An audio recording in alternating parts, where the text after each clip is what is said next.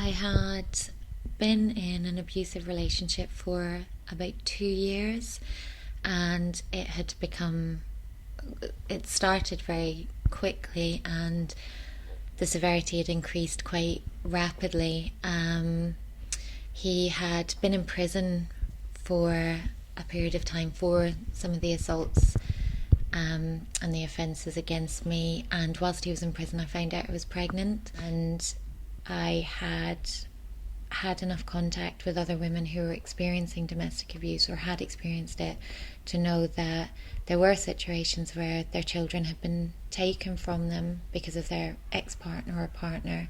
We came up to Glasgow Women's Aid and didn't really have any idea what we were coming to. The other refuges that we've been in had all been very varied. When we came up to Glasgow Women's Aid at first, I didn't even know what colour I liked. I didn't know what I wanted for my dinner. I didn't know what I wanted to do from one second to the next, because I'd spent so long being so incredibly controlled that it was terrifying. It was awful. I had in my mind that being free would be this amazing feeling, that I'd just suddenly be out dancing in the sunshine, and all of a sudden I found it harder to leave the house than I ever had before. I couldn't figure out. I was so used to somebody telling me what to do, what to think. And even though when I would do these things, he would then decide it was wrong and it would lead to some kind of punishment in some way, at least somebody had these. I was so used to living in these boundaries, and it took a long, long time and a lot of experimenting with hair colours and with all sorts of things. It took a long time to kind of figure out what I wanted to do, where I wanted to be, who I wanted to be.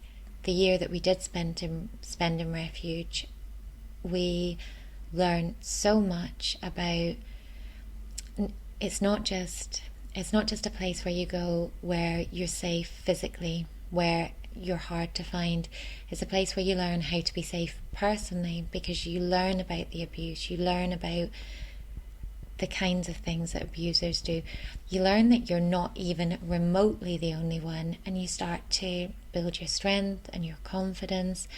And I mean, there's a saying that knowledge is power, and I really think that in this case, for me, for my son and I, it was true, because the more we've learned and the more able we are to see the abuse for what it is, it destroyed the control that he had over us.